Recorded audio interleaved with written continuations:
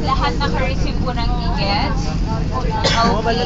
So everybody, yung nakikita nyo sa right side niyo, it's very normal to see a lot of buses and of course private vehicles kasi Mondays to Sundays, laging fully book ang Star City.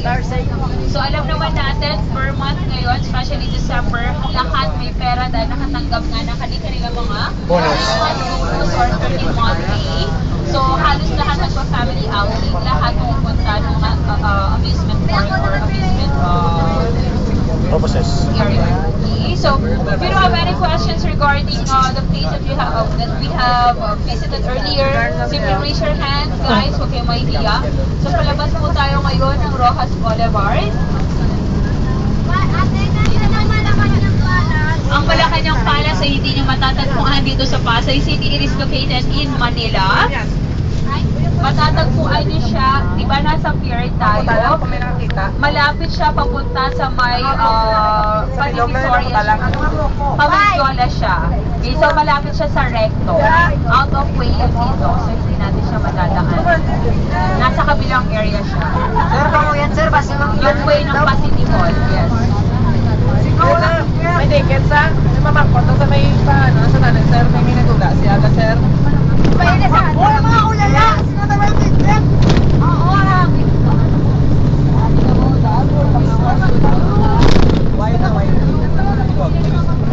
Wow, Lord. Ay, dress ka lang. Wala, sir. Ang matangkot ako dati, sir. Wala na nasa pag-frame sa ako. Nung wala na nagkikita ng ulo ko. Pag-isip ng lugan daw.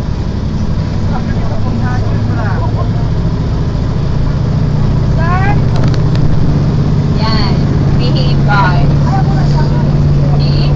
So, make sure lang yung tinig ninyo maiwan sa loob ng bus. Kasi right after namin kayong mabasa here, the bus will right away leave the